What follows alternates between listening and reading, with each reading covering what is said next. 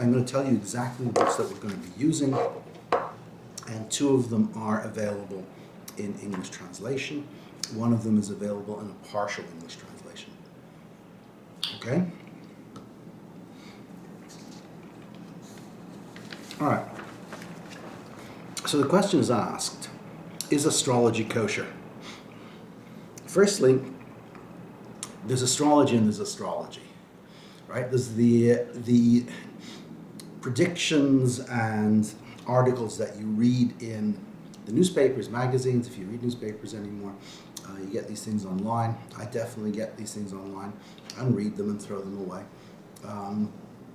The Numinous is a really good one to read. Ruby Warrington, nice English lady. Definitely worth looking at, but not of our type of astrology.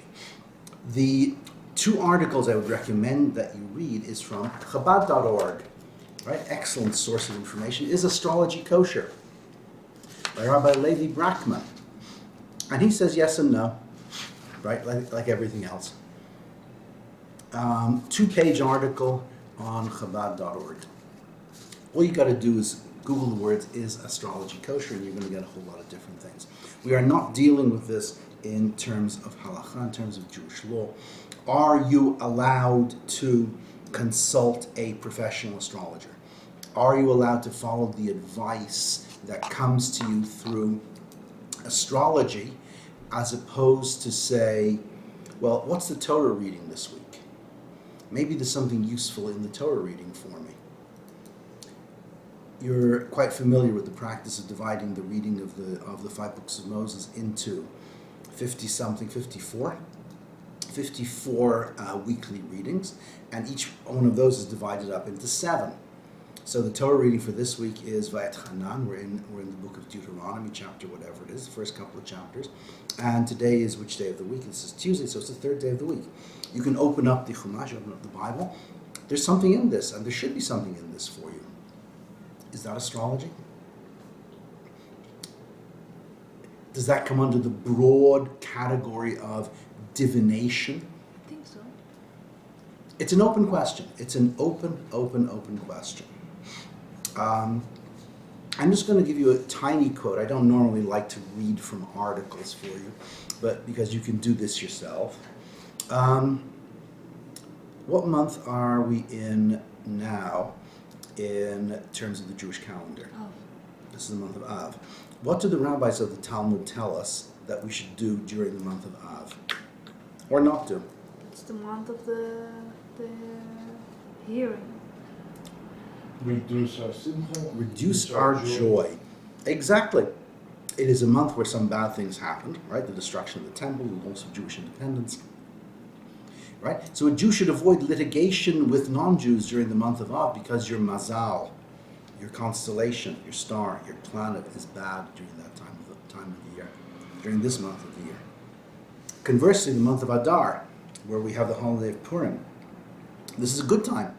That's when you should have your court case where you are litigating against a non-Jew to deal with some partnership and business issues. This is Talmud, and it's using the word mazal, which we tend to take as meaning luck, but also does mean constellation, right? There are 12 constellations, right? There are 7 classical planets. We're not going to get much into the whole planet thing because the Hasidic rabbis are at their very best when they're talking about the months of the year, right? Another article you might want to read is from that incredibly great source of wisdom and inspiration, Wikipedia. Jewish views on astrology. Right? Again, I've specifically chosen these particular texts because they are not halachic. This is not the chief rabbi, this is not the great scholar of Jewish law saying, do this, don't do that. But you'll go through a couple of verses in the Bible. For example, let's say you should not practice divination or soothsaying, Leviticus 19. Right?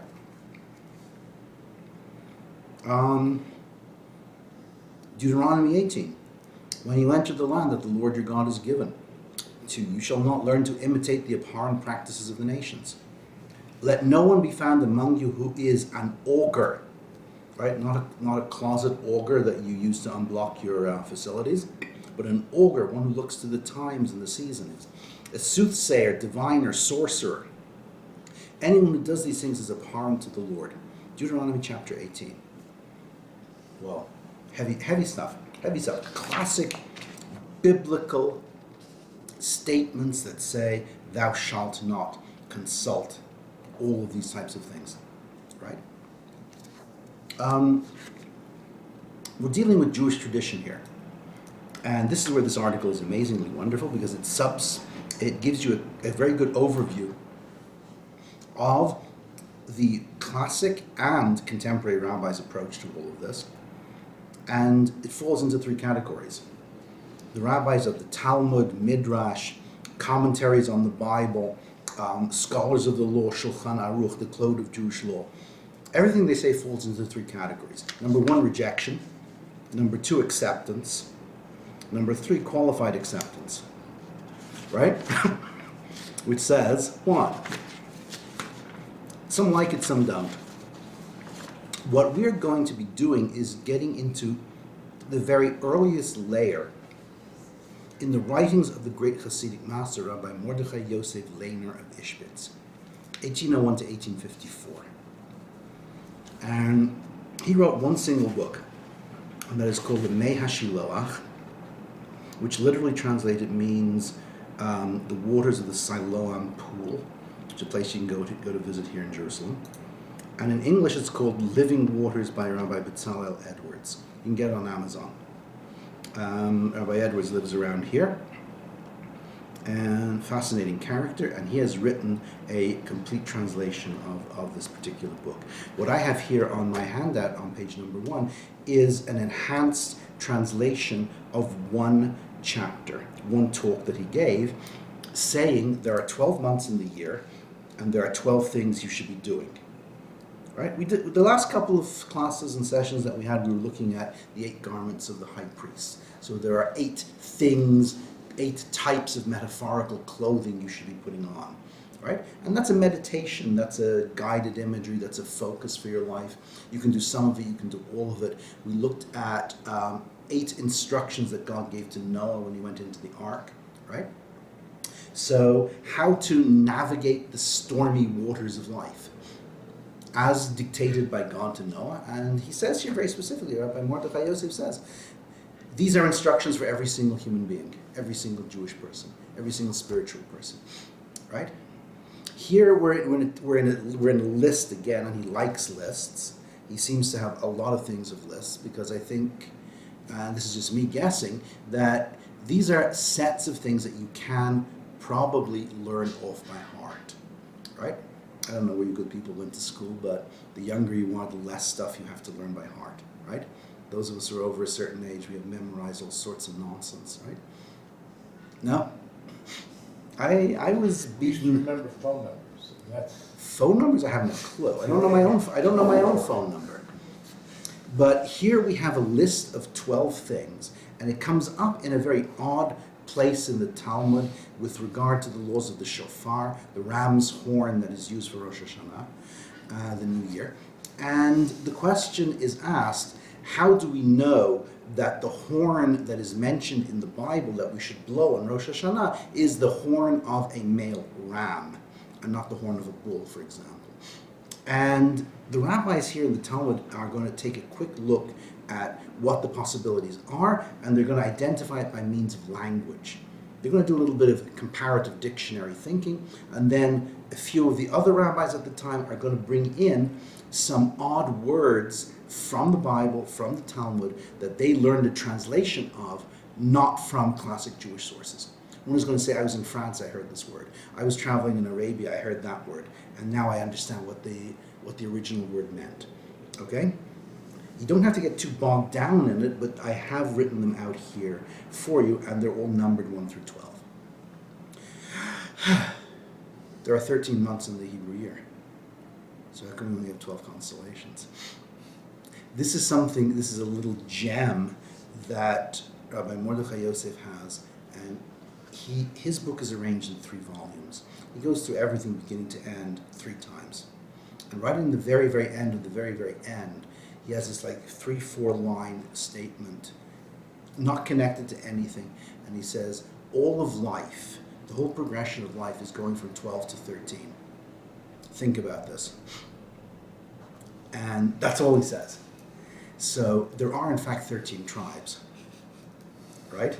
There are 13 tribes, and we're going to get into it. We're going to be looking at this book here, which is the Sefer Yetzirah, the Book of Formation, right? If you want the English translation, it's called the Book of Creation, actually. In Theory and Practice, revised edition by Rabbi Aryeh Kaplan. It is in the Jewish bookstores. It is available from Amazon and all of these good places as well. Amazon doesn't help us in any way, shape, or form yet, right? If we plug them enough, maybe. But in chapter 5, the Sefer Yetzirah gives us 5 things connected with each month. And we're going to take a look at it, because that's the last line of every single paragraph, if you look on the first page here, where I've translated what is on the about the 3rd page in. No, that's the third. No, that's the text we're not going to do. The core text that we're actually going to be doing is the last page in your handout. The first one is Rosh Hashanah specific. Yeah, where it says text number 2, the very last page in the Hebrew, that I have translated, blocked out into paragraphs, and added in the line from the Sefer Yetzirah. What is the Sefer Yetzirah? Sounds familiar to you, any of you? Okay, the Sefer Yetzirah is the book of creation, it's called, or the book of formation. It is one of the foundational books of Jewish mysticism, of the Kabbalah, Zohar. It is attributed to Abraham. It is one of these books that you cannot find an origin from. It is one of these books that was kept secret and hidden for centuries and circulated only to the elite of the elite in the smallest circles. So what we have is multiple versions of it. And that gives us a little bit of a problem. Because if you look at, for example, the month of Tishri, the first month of the year, where Rabbi Mordechai Yosef in the Mea Shiloach is saying the first month of the year, which is a couple of months away, the door was always open. That's a thought that you need to have, and we'll see how he gets to it. The Sefer Yetzirah has 3 different things connected with it, according to 3 different versions of it. Sexual intimacy, physical action, and laughter. And I'm not going to try and make a joke by connecting all of these, although I'm very tempted. But the various received traditions of how these books have been handed down and how things work together is going to cause us a little bit of a problem. But if we stick with this for, a couple of months, we'll get to one of the next books in the series, the Shem Shmuel, of Rabbi Shmuel Misachachav, where he reconciles pretty much all of these differences and says, yes, it's like that in this version, yes, it's like that in that version, but you know what, they both make sense, and here's why. Right? So we're going to be looking at lots of things in 12s. Okay? So far, so good. Right? This isn't too complicated, I hope. What I would like to do is exactly what we did with Noah and the flood and the high priest's clothing thing, and that is work backwards. So, what I want to take us through is, number one, just a very, very brief introduction to what the idea of a constellation is, because that is not going to come up here in the Mei HaShiloach. The book that we're looking at does not have references to the stars in the sky. What's the constellation of this month? Obviously, this is what he's talking about, and the footnotes to the text, which are by either his son or his grandson, or both, bring us into the Sefer Yetzirah, the book of creation, book of formation, which brings us into the constellations. Okay? You have to go to the next generations, and you have to go a bit further afield to get to where we are talking about, there's something up in the sky, and what is that? 3 points. 3 incredibly important points to keep in mind. What is a constellation in and of itself? Constellation in and of itself is an alignment of stars from our particular point of view. if you look up in the sky tonight, and we are in the Hebrew month of Av, right? And the constellation of this month is July, August is Leo, exactly. Right. And you see there's 5, 6, 7 stars. And if you connect the dots, they sort of maybe, if you squint your eyes, look like a picture of a lion. Right? The Sumerians figured this out and started this about 3,000 years ago. Teach high school history for a while, you learn this stuff.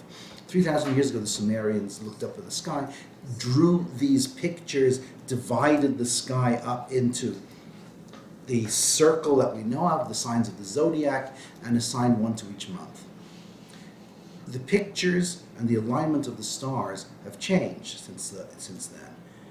A Sumerian 3,000 years ago did not see exactly the same Leo that we see today. If you would go to another planet, if you would see yourself on another planet, you wouldn't see the stars lining up like this in any way, shape, or form. If you would go to China, and you were born in China, or you were born in Tibet, you will look up at the stars and see different things in the alignments of the stars. Right? I've got a bunch of books on Tibetan astrology and Chinese astrology. I haven't read them yet, but I'm going to guess that the Chinese saw dragons, other things in the sky than the things that we see. Also, the terminology is not the same. We're not going to use the precise same terminology. Aquarius, right, is the water bearer. We are going to look at that in our Hebrew terminology as Dali, the bucket. The bucket is the constellation of Israel. B'nai Yissaschar Tzvi Elimelech Abdino, so it tells us this, and he's bringing much earlier sources as well. We are all Aquarians. Everyone who is a Jew, everyone who feels connected to Judaism is in the age of Aquarius, really and truly. And the imagery is the bucket brings the water from the greatest depths and pours it out for people to drink. That's the purpose of the Jew. That's the purpose of anyone who connects with Judaism and with Israel. But that's, just a small aside. It's not necessarily the title and the name that we're used to. Okay? The constellations in and of themselves have no power. The stars of Leo do not connect, other than from our point of view at our place in time. You cannot easily get from the first star of Leo to the second star of Leo. They're an enormous distance apart, and they have absolutely nothing to connect them, right? Unless you have a starship, right? Number 2, Hebrew months only. Biggest revelation on how I came to believe that this stuff really has meaning is going from thinking that I was a Leo, that my birthday was July 25, tomorrow, happy birthday to me. I do not celebrate my this kind of birthday. I've got to the point where I don't celebrate birthdays at all anymore. It follows the Hebrew month. You need to look up what your Hebrew birthday is according to the Hebrew calendar. I was born on the 19th of Tammuz. I'm a Sartan. I'm a crab. I'm a Cancer. And that was a eureka. That was a fall off the chair moment, because I'm not a Leo. If you've ever met my daughter, she's a Leo, completely in control. I'm a Cancer. I'm a crab. I hide in the sand. If you get too close, I'll let my little pincher out. I'm not going to hurt you too much. I'm not going to draw blood. You understand this, right? But leave me alone, please. On the other hand, I'm an Epicurean delight. I'm actually a not kosher Epicurean delight. And there are lots and lots of things. We're water signs. And water in this whole field is desire, passion. Right? We like to hide, but we have huge waves of passion. So there are things to understand. Hebrew month only. And that brings us to number 3. I've written 4 because I wrote down 1 twice. The whole astrology thing is not prescriptive. Say, for example, you are going out on a date and you are a Cancer, and you are going out on a date with an Aquarius, is this a good idea? Do not base your decision on what you're reading here. Right? The thing to do, and here's an piece of advice that I continually give to married couples and to people who are thinking about getting married, learn Torah together. Right? People laugh at me when I say it, people find it funny. One young lady took my advice recently and is happily married now. As they say, chalk up one. But the thing to do, for example, our friend the Cancer dating the Aquarius, right, is take a book like the Mea Shiloach, take a book like the Shem Yishmor of the second Rebbe of Sachachev.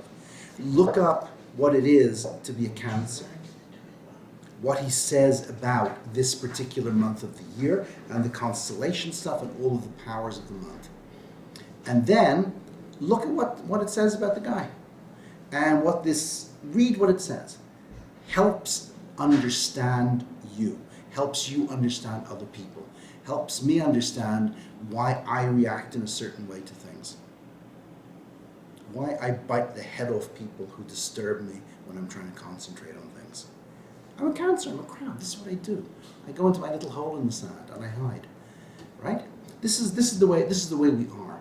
And there are enough variations within all of these things that you can get a good understanding of yourself, and there is a broad enough spectrum that you can say, yeah, here we are.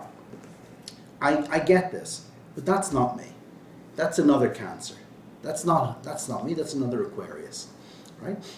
You don't have to take all of it, you do have to understand it, and you do have to try and use it to get somewhere. The book that we are going to dip into quite a bit is the Sefer Yetzirah, and is available in English. And in chapter 5, there are lists of how God created everything. Right? There's arguments about what this book is about. Is it the book that God used to create the universe? Is it a book that you can use for magic? Is it in and of itself a book of focusing and meditation? But here, in the only ones that we're interested in right now is chapter 5, and we'll take this particular month. The Sefer Yetzirah, the book of creation, gives you 5 things associated with each month. So, in English, God made the letter Tet, Hebrew letter Tet, right? King over hearing. Shmi'ah, hearing. Bring that up because this is the 9th month? No. The previous month is, no. Because you go on to Tishrei, which is the letter Lamed. So why you bring up text? Because it's the Sefer Yetzirah. There's no other reasoning behind it. There are 22 letters. And there are some that are the imot, they are the major letters. There are some that are the doubles. The double letters refer to the planets, which we don't get into an awful lot.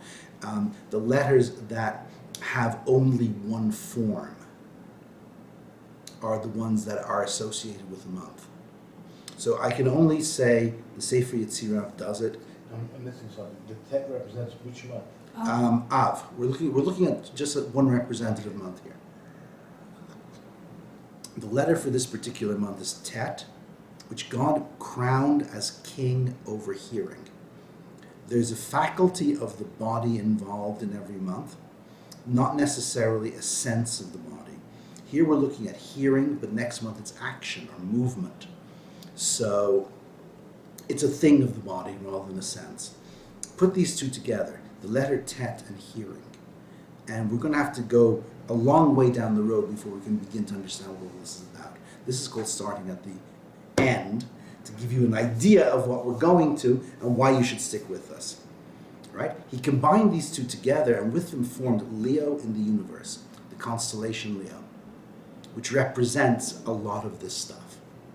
The month Av in the year and the left kidney in the soul of the male and female human rather.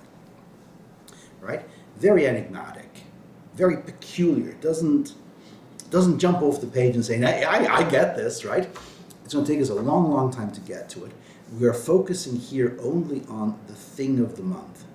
We're going to be looking at hearing, seeing, smell, sleep, sight, these type of things, because we're going to focus first on the most practical and valuable use of all of this. Okay? Ready for a little bit of Chassidut? Yes, of course you are. You came here and you wanted to learn this, so we're going to learn this. Page number 1. We're going to do this relatively quickly because I want to get back into the Talmud. Normally I would do this the other way around. We would learn the Talmud first, but let's get your interest into this. There are 12 months of the year, and we start with Tishri the first month. And I have not transliterated these, but you can do this once we get around to what these things are. The pair of words here, Yovla and Duchra. Yovla is a trumpet horn, and Duchra is the male of the ram. So this is the language bit that you don't have to get yourself too bogged down with, but you have to be aware that it is there and this is where it's coming from. Rabbi Mordechai Yosef, in many of these cases of lists and prescriptions, is taking things that don't necessarily, obviously, connect to anything and saying, just a minute, there's 12 of these. There are 12 months of the year. There's got to be a connection here. And there is. There is. So you'll see how this works. You'll see how this works. All right, so on the very, very first page, there are listed 12 things corresponding to the 12 months of the year. The door was always open. Tishrei is the first month of the year. What's the holiday in Tishrei that we worry about the most? Yom Kippur. Exactly. And on Yom Kippur, we worry about divine judgment. Right? I've been a bad boy this year, and well, maybe I'm not going to get it next year because I've been such a bad boy, right? You have all been good, of course, right? It's a very, very interesting thought that you imagine that you are put in prison by your sins, that you are held back by your uncontrollable desire to do whatever it is. Hopefully nothing very serious, right? But it's a very big argument in terms of philosophy and in terms of theology. It's a very famous quote we had when we were learning Jeremiah, which was not here. We were learning Dietrich Bonhoeffer, a great Christian theologian who was killed in the Holocaust. Totally fascinating character.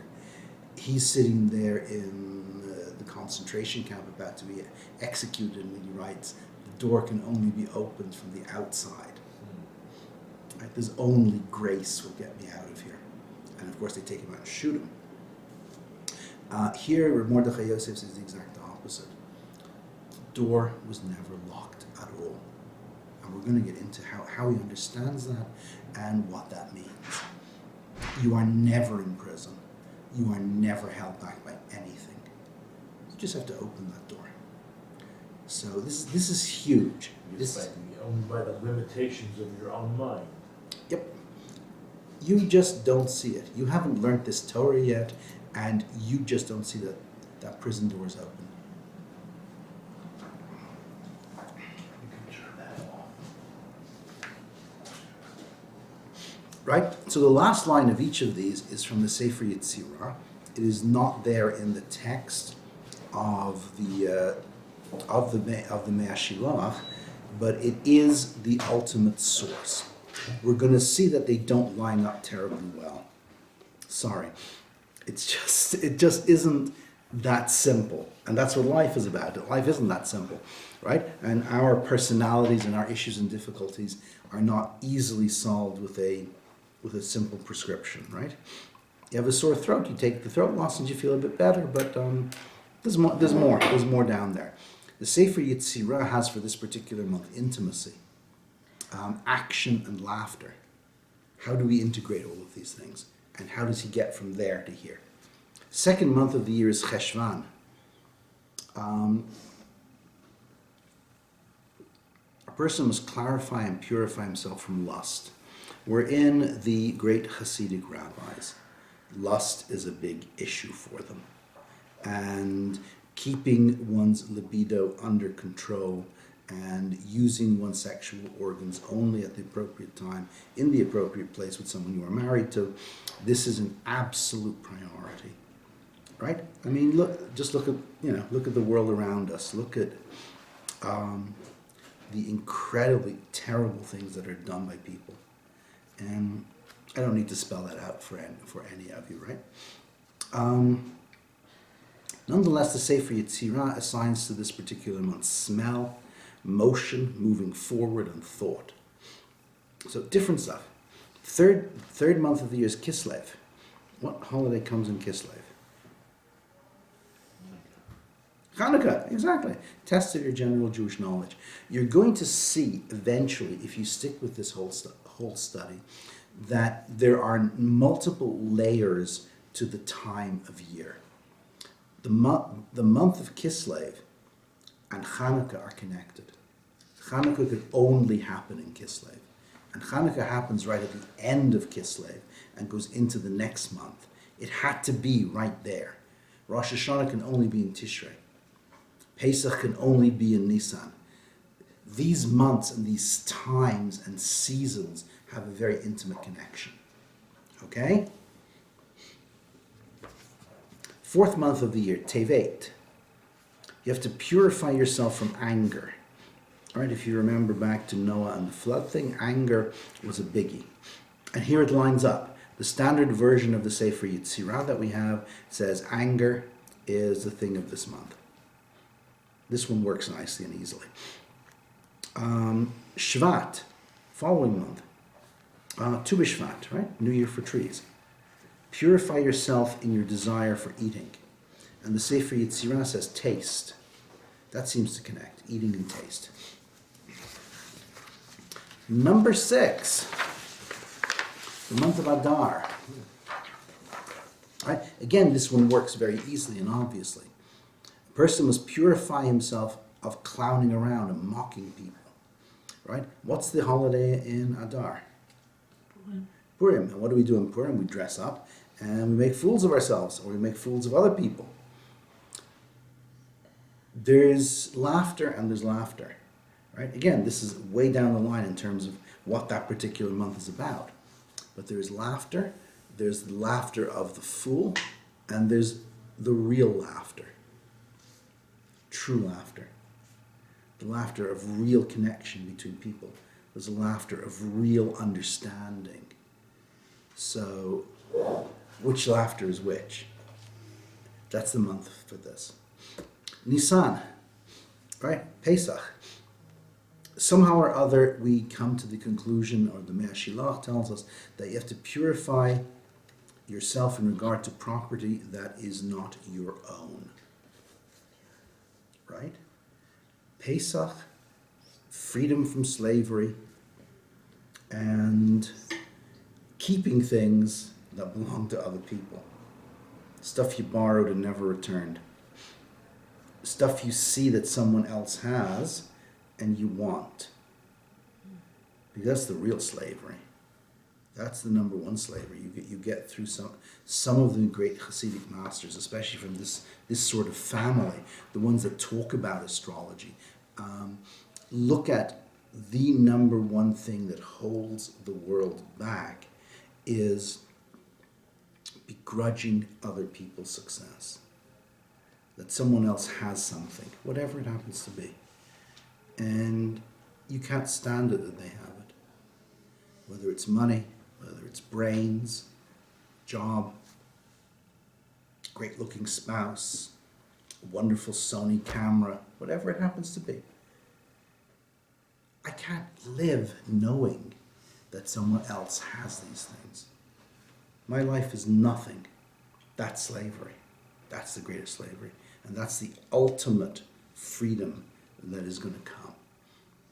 And to just take us off on a slight tangent, the nation of the world that represents this, what they call tsarut ayin, narrowing of the eyes, begrudging other people thing, the nation that represents this the most is which one? Persia, Iran. Iran, in this sort of, not mythological, but typological type of, I'm not using the right words from philosophy and theology at all, but this is personified by Persia and the whole story of Purim. The Hasidic rabbis from the Ishbitz Radzin class through Reb Tzadok, who was one of his main students, they look at Purim and Hanukkah as the biggest holidays of the year, and Purim as the focus of the year, and the downfall of Persia and what it represents, miserliness, keeping everything for themselves. That is what has to come to an end before the really good times begin and before there's real freedom. So we're going to get into a lot of stuff here. The 8th month of the year is Iyar. Again, we are in the great Hasidic masters, so we are always going to be dealing with men and their, or our, I happen to be one of those male things as well, the areas of sexual bad stuff. It is a biblical prohibition to waste one's seed. And in the Kabbalistic Zohar conception of things, and that's not a pun, the seed, the semen comes from up here.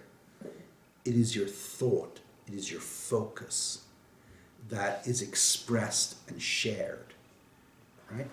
The greatest sin of all is not sharing. You just said that. And the greatest sin that you can do in the physical world is to not share your most intimate thoughts during a time of actual physical intimacy, right? So it is all about sex.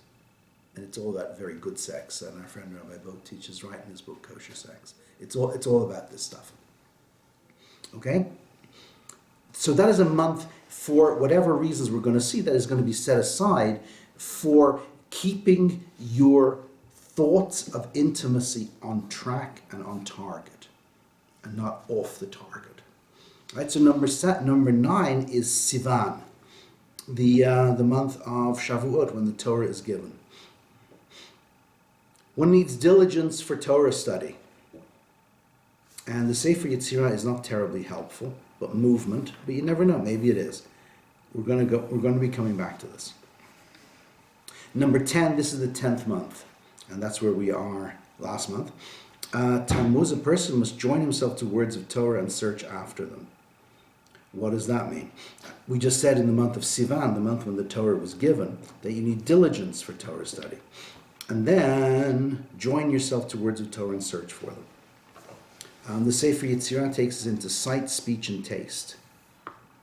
We're going to have to work on that. Number 11 is a very odd word. How do you say a mop in contemporary Hebrew? Matata. Right, matata. It's a word that comes from Isaiah, from Yeshayahu, and I will give you the actual quotation. God will sweep away the nations with the broom of destruction, the mop of destruction. And the rabbis of the Talmud didn't know what this particular word meant, and they found out what it was through hearing someone else say it. This is a tough one to actually figure how he gets to this point, but we're here not just for the end result, but for the thinking and for the process. You have to purify yourself from desire. The nations of the world have their own particular desires that have to be swept away. All the nations of the world represent something. Everything in the physical world around us represents something, stands in for something. And the nations of the world represent various things. The Persian nation represents miserliness, stinginess, keeping things to yourself. These sort of things have to be swept away. And this is what we're looking at in the month of Av, because what happens in the month of Av? The Jewish people were swept away from our home. So there's connections, and there's this stuff that we'll get into this. Elul is the last month of the year, by this sort of calculation anyway. Go forward, God is supporting you. You say right now, I've been working for 11 months on all of this stuff, I can't do it. Right? Then you get to Psalm number 55, cast your burden on God and he will bear you and carry you. Give it over to God, right? It's one of the 12-step things, right? Okay, very quick overview. It's not a very long paragraph. It's 2 columns, less than a single page. But we're going to have to look at the Talmud. So flip the page. Okay, a lot of information all at once, right? Reasonably clear? Good, good. It's not rocket science. It's not rocket science. Once you get over your basic inhibition about astrology, and then you begin to understand where it all comes from, and that we are looking at the most kosher of sources, then you're flying. Of course, you can have a perfectly good life without any of this, right? If you never open a book of Chassidut, of any of the writings of any of the Chassidic masters, you can have a great life. But it's a shame, because this is really, really good stuff. We are looking at the Babylonian Talmud, Rosh Hashanah 26. Right? And it's a very, very short little piece. And it's this whole set of weird words that are right here in the text that we're going to be looking at. And it starts off with the Mishnah about all types of horns may be used as a shofar except that of a cow because it's called a keren. We're looking for clues in the Bible itself as to which type of horn can be used for a shofar for Rosh Hashanah. Right? This is an interesting sort of set way the Gemara is set out here. And I used it because simply it puts everything out that you need to know in a single line. So it's easy to find and easy to look at. I have all of the references in terms of where all of these things are found. The word yovel is the trumpet, the horn that is blown. And we know that this is called a shofar, but it refers only to that of a ram, a duchra. So if you go back to the very first page, Yovla is the Jubilee horn, and the Duchra is a ram. Right? It's not entirely relevant to us, but this is where he's getting it from. That the door is always open is the blowing of the ram's horn in the Jubilee year to set free all the slaves. So it's really imagery taken from the Hebrew Bible. The shofar is blown in the Jubilee year, slaves go free. The door is always open. Okay? So if you zip over to the next page, how do we know this? Rabbi Akiva said, it's right in the middle where it says like 3 terminology. This is this, it's not the greatest translation that there is of the Talmud, but it's incredibly useful if you want to just get the meaning out of it quickly. Rabbi Akiva said, I heard this word used in Arabia. That's how I know. I was traveling, and that is how I heard it. A ram's horn is called a yovla. Therefore, a ram's horn is the one that is used to signal the freeing of slaves, is used on Rosh Hashanah as well. Right? And that's what we do blow. You gotta start practicing. Right? Number 2. I'm sorry, this next one is not terribly politically correct. We're putting together what seem to be random collections of words that are understood through foreign languages and through rabbis in the Talmud saying, I heard this. A nida is a woman in a particular time of the month. Sorry, ladies, this is what it is. We are actually talking simply about a woman, and in general. And in France, he heard a woman referred to as a gal muda, separate from her husband. We're just going to take out these words here.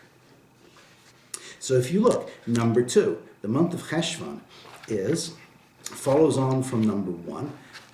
Month of Tishri, ram's horn, freedom, no such thing as slavery anymore. Number 2, woman separated, right? So we're looking at something to do with sexual lust under control. Right? Makes a certain amount of sense here. When he was in Africa, he heard a ma'ah, and a certain amount of money referred to as a kishita. A kishita is a term that comes up in exactly where? Mea kishita, 100 kishita is oath number 25, Genesis 32. The price paid for Jacob for the field he bought at Shechem. Right, Jacob buys a field for 100 kishita. Here the rabbis don't know what the word kishita is. And along comes Rabbi Akiva and says, yeah, when I was traveling in Africa, I heard the word ma'ah and kishita being used interchangeably. Here we are with items of value. Right, so number 3. Word number 3 connects with month number 3. Right? Money. Items of value. Things that you can count in dollars, cents, shekels, etc. Next one. Rabbi Yehuda Hanasi said, when I was traveling in the islands, when I went to the seaports, I heard a word mechira called a kira, similar sort of sound, that buying something, machar, selling, is kira. This explains the scriptural verse, asher kariti. 27. I have bought for myself. It's Genesis chapter 50, verse number 5. The land which I bought for myself. We would normally think that the word kara is to dig, and that's the standard translation. But here it means to buy. So thus we have a difficulty in connecting how this works because we're looking at anger. I dug it myself. I bought it myself. Don't touch it. You make me angry when you look at my things. We're going to have to work on this. Reish Lakish says, I heard a bride called a ninfi. Right? Again, total nonsense words out of context, but they do have various connections and they are explaining various problems. Yefei nof, the joy of the whole world. And we're going to see a little bit about this.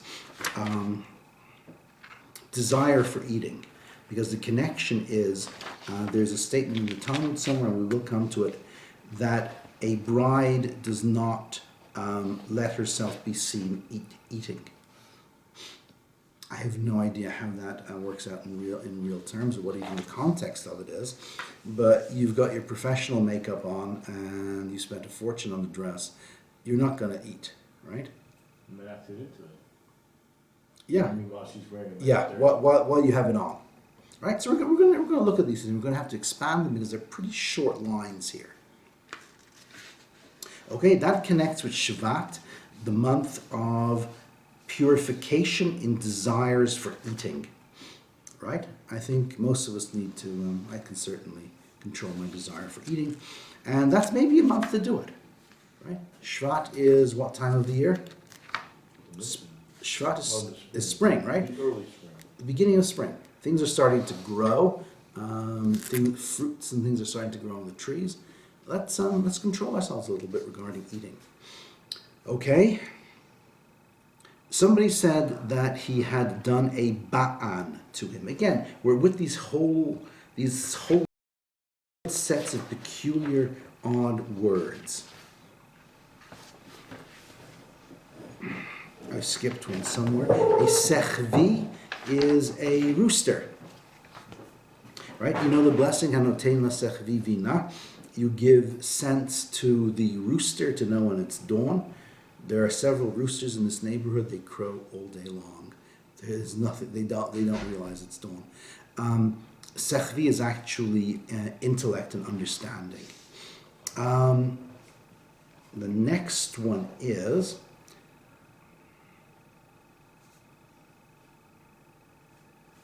Okay.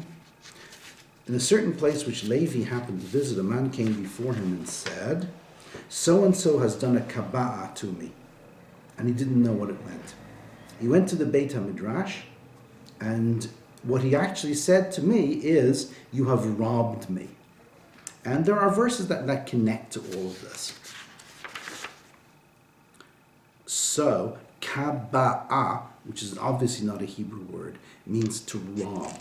So we're in word number 7 in this list, which doesn't seem to connect, but now we know it does because it's the 7th month of the year, which is assigned for making sure you haven't stolen anything. We all have things at home that we've borrowed, or I do anyway, and I no longer remember who owns them, right? I have quite a few of Rabbi Poston's books. He doesn't even know where his library has gone to. Right? Keep going.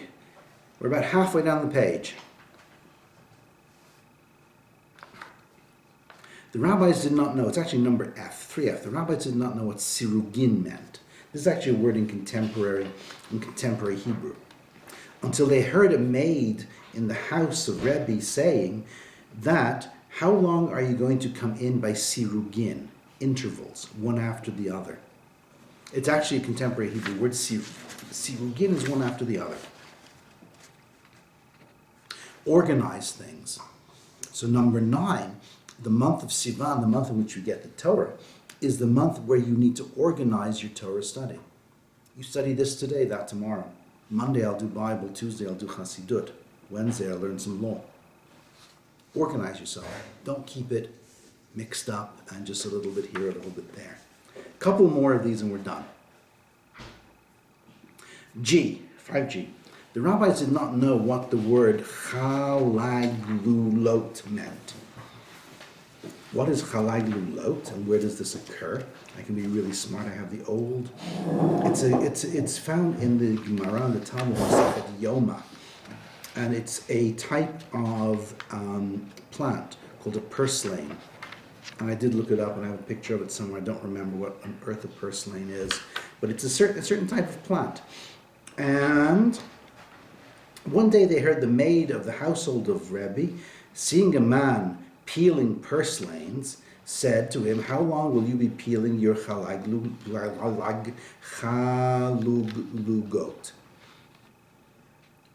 Right? So this is the word. What is this particular thing? And it's apparently something that has an enormous amount of seeds.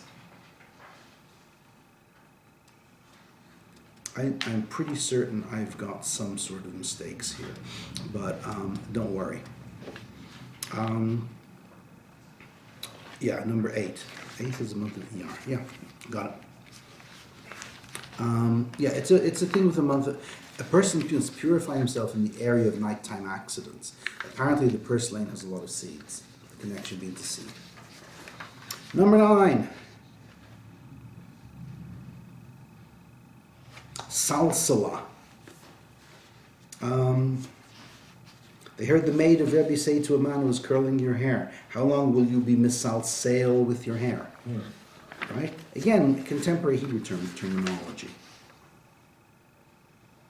What has curling your hair to do with joining yourself to words of Torah and searching after them? We got to work on this one. The Hasidim learn to play with the parents all the time. Yeah. But that's a contemporary practice, right?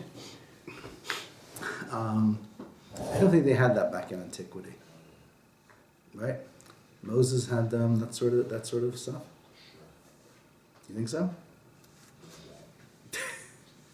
Quite possible. You never know, right? The rabbis did not know what a tatateh is, right? The tatatia b'matateh hashmein. I'm pretty sure it's Isaiah. I am correct. Isaiah 14:23. I will sweep it away with the broom or the mop of destruction. Matateh is a broom. They heard the maid of Rebbe say to her friend, take the broom and sweep the house. It is a verb that we use in Hebrew. The last one is a line from the book of Psalms. Cast upon God Yahavcha, your Yahav, and he will sustain you. So said Rabbi Bar Chana, I was traveling with an Arab and he was carrying a load, and he said to me, lift up your yahav and put it onto one of the camels. So it means the load or the burden. Okay? That's the hard part out of the way. Deep breath. We're up to 5 o'clock. We'll do, if you don't mind, we'll go a little bit over and at least start in the Mashilach so you can get a little bit of where it's going to. Tomorrow's going to be hotter, folks, so be prepared.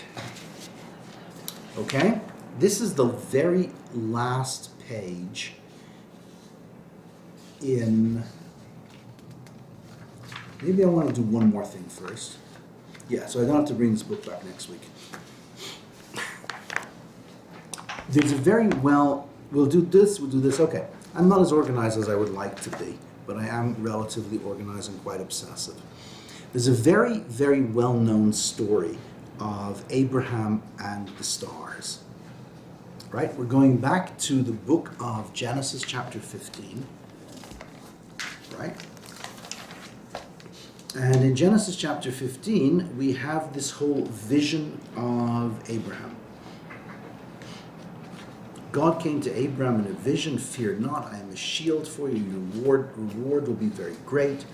Abraham says, God, what can you give me? I don't need no rewards, I want children. Right? And God came to him again and said, you know, the guy who works for you, Eliezer, he's not going to take over all your wealth. And the wealth, of course, that he's speaking about is spiritual. Verse number 4 in chapter 15 of the book of Genesis, Sefer Bereshit.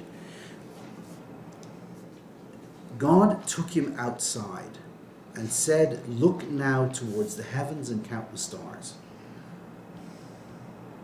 If you are able to count them, God said, so shall your offspring be to you.